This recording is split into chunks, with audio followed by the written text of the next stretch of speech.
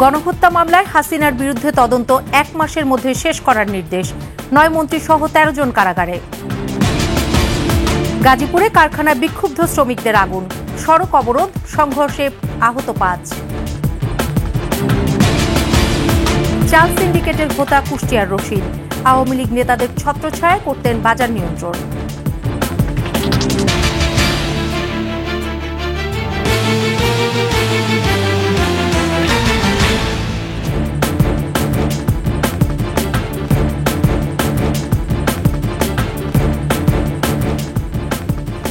শুনছিলেন সংবাদ শিরোনাম। আমন্ত্রণ 21 দেশের সংবাদে, সাথে আছি সোনিয়া স্নিগ্ধা।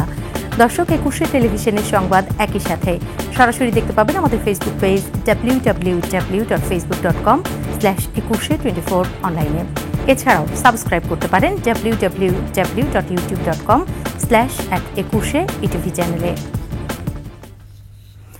জুলাই আগস্টের গণহত্যা ও মানবতা বিরোধী অপরাধ মামলায় সাবেক প্রধানমন্ত্রী শেখ হাসিনার বিরুদ্ধে তদন্ত 1 মাসের মধ্যে শেষ করার নির্দেশ দিয়েছে ট্রাইব্যুনাল। এদিকে সাবেক 10 মন্ত্রী সহ 13 জনকে কারাগারে পাঠানো হয়েছে। সকালে কড়া নিরাপত্তায় 13 আসামিকে ট্রাইব্যুনালে হাজির করা হয়। যাদের হাজির করা হয় তারা হলেন সাবেক মন্ত্রী আনিসুল হক, ফারুক খান, ডাক্তার দীপু মনি, রাশেদ খান মেনন, হাসানুল হক ইনু, জুনায়েদ আহমেদ পলক, সালমান এফ রহমান, শাহজাহান খান, ডক্টর তৌফিক ইলাহি, কামাল মজুমদার, গোলাম দস্তগীর গাজী, অবসরপ্রাপ্ত বিচারপতি শামসুদ্দিন চৌধুরী মানিক ও সাবেক স্বরাষ্ট্র সচিব জাহাঙ্গীর আলম। গত 27 অক্টোবর বিচারপতি গোলাম মুর্তুজা মজুমদার, বিচারপতি শফিউল আলম মাহমুদ ও বিচারক মহিতুল হক ইনাম চৌধুরীর নেতৃত্বে ট্রাইব্যুনাল বেঞ্চ আসামিদের হাজির করার আদেশ দেন। এই ট্রাইব্যুনালের যে মামলাগুলো নির্ধারণে কজ লিস্টে আছে তার মধ্যে 14 জন আসামি ইতিমধ্যে অন্যান্য মামলায় কারাগারে গ্রেফতার হয়ে আটক আছে। তাদেরকে এই মামলায় গ্রেফতার দেখানো হয়েছে এবং আজকে এই 14 জন আসামিকে ট্রাইব্যুনালে হাজির করানো হয়। তাদের ব্যাপারে আজকে তদন্ত প্রতিবেদনের অগ্রগতি জমা দেওয়ার জন্য দিন ধার্য হচ্ছে। দেশে কোনো নিরাপত্তা হুমকি নেই। মহান বিজয় দিবস নির্বিঘ্নে উদযাপন করতে সব ধরনের প্রস্তুতি নিয়েছে সরকার, জানালেন স্বরাষ্ট্র উপদেষ্টা। সচিবালয় আইন শৃঙ্খলা বাহিনীর সাথে বৈঠক শেষে তিনি কথা বলেন। আইন শৃঙ্খলা পরিস্থিতি এখানে কোনো সমস্যা নাই। 16ই ডিসেম্বর আমাদের মহান বিজয় দিবস।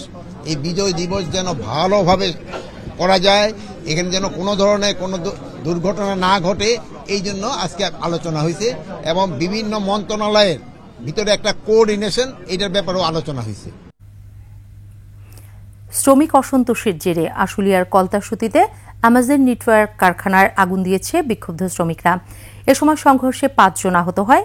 গাজীপুরের চক্রবর্তী এলাকায় বেক্সিমকো পার্কের শ্রমিকরা বকেয়া বেতন ও ডরিন গার্মেন্টস বন্ধের প্রতিবাদে বিক্ষুব্ধ শ্রমিকরা চন্দ্রা নবীনগর মহাসড়ক অবরোধ করে বিক্ষোভ করে। গাজীপুর প্রতিনিধি অপূর্ব রায়ের পাঠানো তথ্য ছবিতে ডেস্ক রিপোর্ট। সকাল থেকেই বকেয়া বেতনের দাবিতে মহাসড়ক অবরোধ করে শ্রমিকেরা।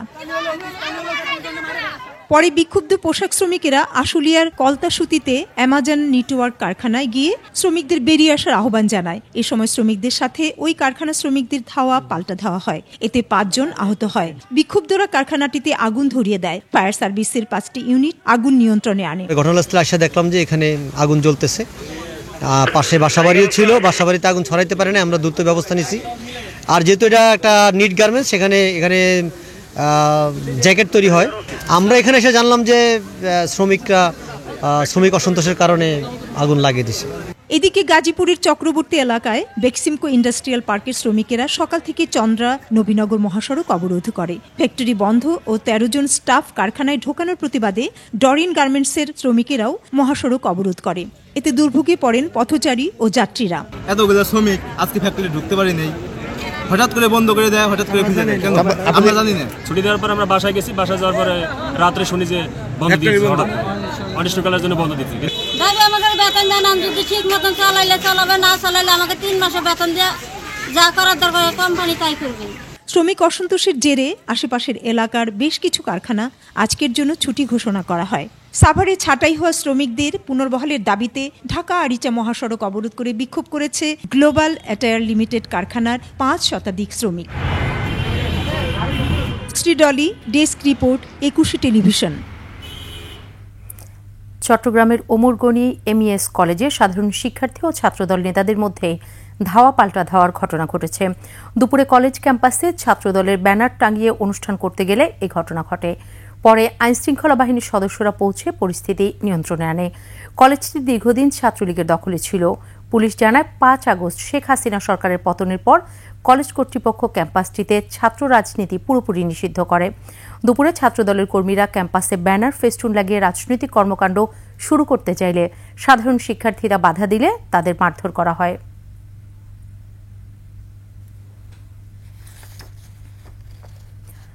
নারায়ণগঞ্জের সোনারগাঁওয়ে টিস্যু কারখানার গুদামের আগুন ৪ ঘণ্টা পর নিয়ন্ত্রণে এনেছে ফায়ার সার্ভিস। ভোর ৫টার দিকে ঝাউচর এলাকায় মেঘনা গ্রুপের টিস্যু কারখানায় আগুনের ঘটনা ঘটে। নিয়ন্ত্রণে একে একে ঢাকা, সোনারগাঁও, নারায়ণগঞ্জ, ডেমরা, কাঁচপুর, গজারিয়া, বন্দর কোম্পানি সহ ফায়ার সার্ভিসের ১৪টি ইউনিট কাজ শুরু করে। ফায়ার সার্ভিস জানায় আগুনের চারপাশ ধোঁয়াচ্ছন্ন হয়ে পড়ে, ফলে আগুন নিয়ন্ত্রণে বেগ পেতে হয়। আগুন লাগার কারণ ও ক্ষয়ক্ষতির পরিমাণ এখনও জানা যায়নি।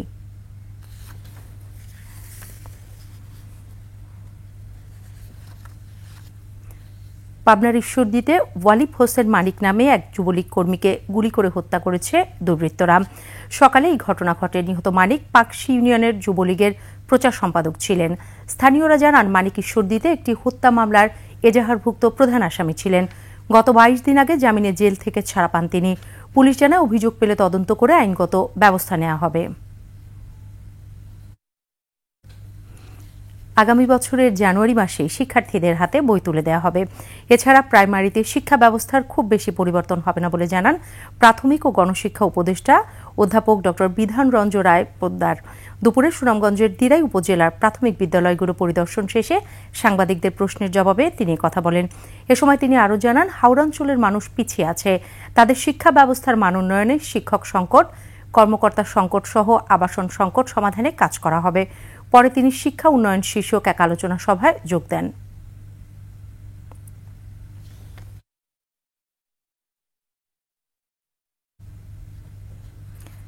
এক দফা এক দাবি এই স্লোগানে ঠাকুরগাঁয়ের police line high school and কলেজের সাবেক অধ্যক্ষ ভবেশ চন্দ্র রায়ের পুনর্বহালের দাবিতে বিক্ষোভ করে শিক্ষার্থীরা।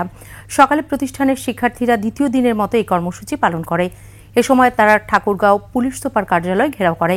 শিক্ষার্থীরা জানায়, কিছু কুচক্রী মহলের প্ররোচনায় তাকে অপসারণের আন্দোলন করেছিলাম। শিক্ষার্থীরা ভুল স্বীকার করে অধ্যক্ষ ভবেশ চন্দ্র রায়কে পুনর্বহাল না করা পর্যন্ত আন্দোলন চালিয়ে যাবেন বলে জানান।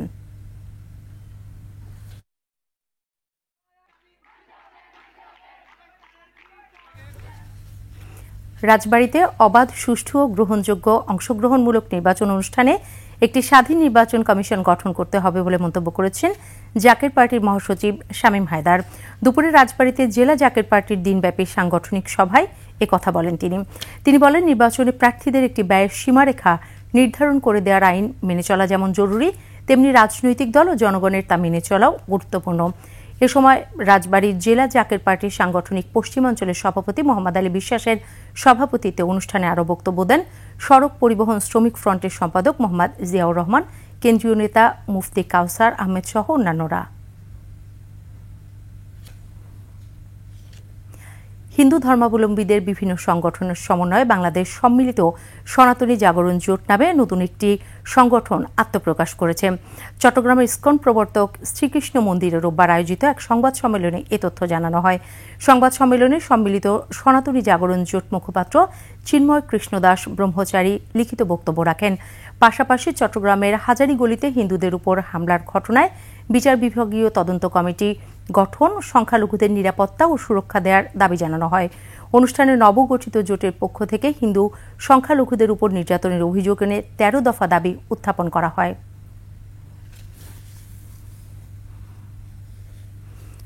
কুষ্টিয়ার মিরপুর স্টেশনে মহানন্দা এক্সপ্রেস মেইল ট্রেনে অভিযান চালিয়ে ১ কেজির বেশি কোকেন উদ্ধার করেছে বিজিবি। সকালে ট্রেনে তল্লাশি চালিয়ে মাদক উদ্ধার করা হয়। এর আনুমানিক মূল্য ৬১ লাখ টাকা বলে জানিয়েছে বিজিবি ৪৭ ব্যাটালিয়ন। এছাড়া দৌলতপুর উপজেলার পুরাতন ঠোঁটারপাড়া এলাকায় গত রোববার রাতে অভিযান চালিয়ে ৩৮০ গ্রাম কোকেন উদ্ধার করেছে বিজিবি।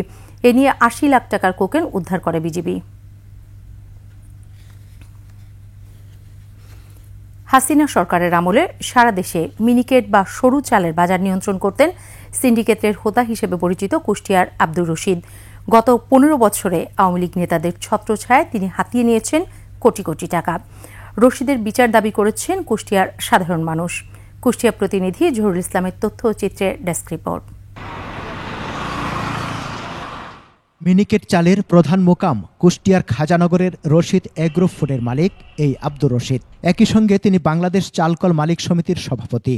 একসময়ে ক্ষুদ্র এই চাল ব্যবসায়ী রশিদ বিএনপি ঘরানার মানুষ হলেও গত 15 বছর আওয়ামী লীগ নেতাদের ছত্রছায়া থেকে মিনিকেট চালের বাজার নিয়ন্ত্রণ করেছেন। আওয়ামী লীগের যুগ্ম সম্পাদক মাহবুবুল আলম হানিফকে ঢাল হিসেবে ব্যবহার করে ইচ্ছেমতো চালের দাম বাড়িয়ে হাতিয়ে নিয়েছেন কোটি কোটি টাকা। বিপুল অঙ্কের ব্যাংক ঋণ নিয়ে ফেরত না দেওয়ার অভিযোগও তার বিরুদ্ধে। ব্যবসায়ীদের অর্থ আত্মসাতের অভিযোগও রয়েছে রশিদের বিরুদ্ধে। এখানে একটা আঞ্চলিক ভাষায় আছে, তারকে চাল রশিদ বলা হয়। চাল নিয়ে এত সিন্ডিকেট করেছে এই মানুষটার কারণেই, যেমন সরকার বিব্রত পড়েছেন, জেলা প্রশাসনরা বিব্রত পড়েছেন, কারণ সে সবসময় চালকে একটা সিন্ডিকেট করত। এছাড়া সে ঋণ খিলাপি হয়েছে, তাকে ঋণও দেওয়া হয়েছে কিন্তু রাজনৈতিক ব্যবস্থাপনা, রাজনৈতিক দুর্বর্তনের মাধ্যমে সে ঋণ নিয়েছে। 15 বছরে তিনি ক্ষমতাসীন দলকে কাজে লাগিয়ে স্টক করে চাল একভাবে সে মজুত করে সে এই ব্যবসাটা চালাচ্ছে রশিদ এগ্রো। 15 বছর কেউ কোনো কথা বলতে পারেনি, ক্ষমতাসীন দলে থেকেও নির্যাতিত হয়েছে তাও বলতে পারিনি। স্থানীয় চালকল মালিকরা বলছেন রশিদের বিরুদ্ধে এসব অভিযোগ পুরনো। একচ্ছত্র যে কুষ্টিয়ার কথা বলা হয় সেটা ঠিক না। অভিযোগ আগের দিনে হয়তো ছিল কিন্তু বর্তমানে নাই। এ বিষয়ে রশিদ এগ্রো ফুডের প্রশাসনিক কর্মকর্তার সাথে কথা বলতে চাইলে তিনি ফোন বন্ধ করে দেন। আপনি তো রশিদ এগ্রোর অ্যাডমিনের দায়িত্বে আছেন, তাই না? একটু কথা বলবো, আমি ফ্যাক্টরিতে আসছি তো, কথা বলবো।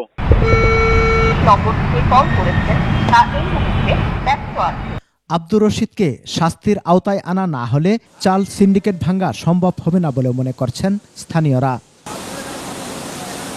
সমর ইসলাম, ডেস্ক রিপোর্ট, 21 টেলিভিশন। করাচি ও চট্টগ্রাম সমুদ্র বন্দরের মধ্যে কন্টেইনারবাহী জাহাজ চলাচল শুরুর বিষয়টিকে ইতিবাচক হিসেবে দেখছেন শিপিং এজেন্ট ও শিল্প মালিকরা।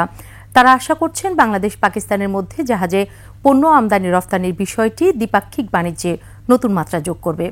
চট্টগ্রাম থেকে রিপোর্ট করছেন হাসান ফেরদৌস, ক্যামেরায় ছিলেন বিপ্লব মজুমদার।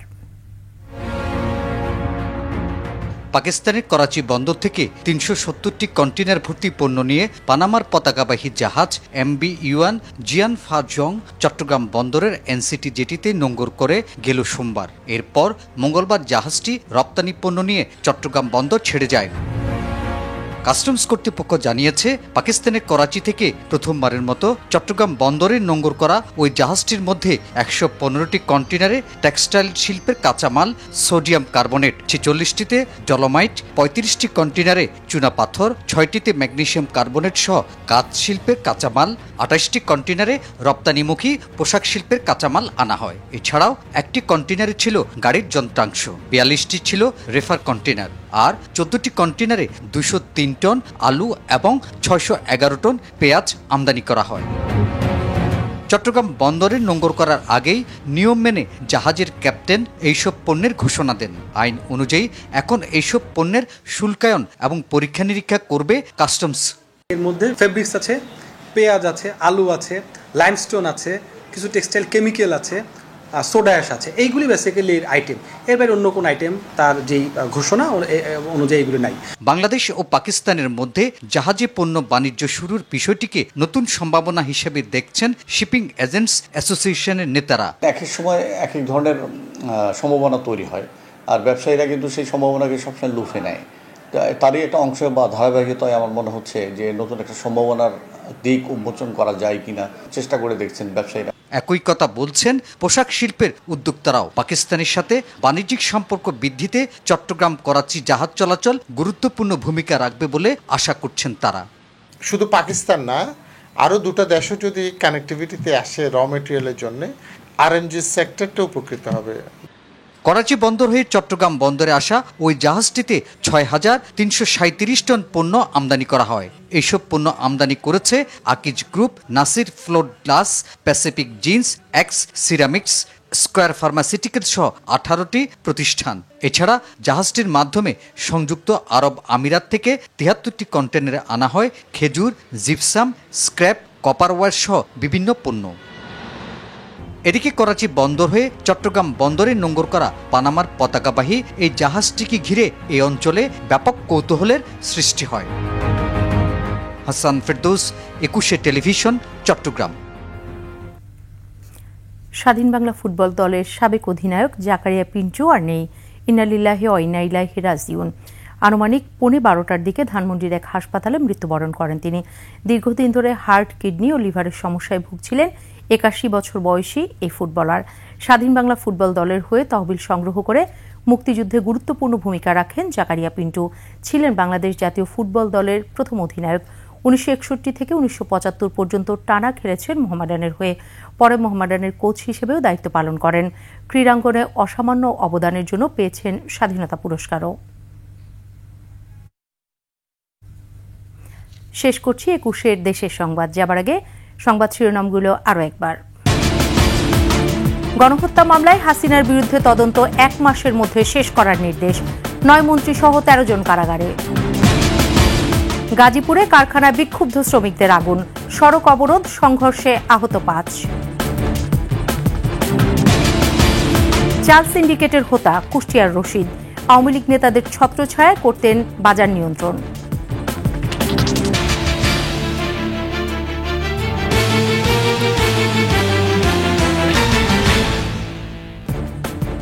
সর্বশেষ সংবাদ জানতে ডায়াল করুন 2021 নম্বরে, আর ভিজিট করুন 21-tv.com ওয়েবসাইটে। ফেসবুকে ভিজিট করতে পারেন www.facebook.com/2124 অনলাইনে। এছাড়াও সাবস্ক্রাইব করতে পারেন www.youtube.com/@21etv চ্যানেলে। এতক্ষণ সাথে থাকার জন্য ধন্যবাদ। পরবর্তী সংবাদ সন্ধ্যা 7টায় দেখার আমন্ত্রণ রইল। 21-এর সাথেই থাকুন।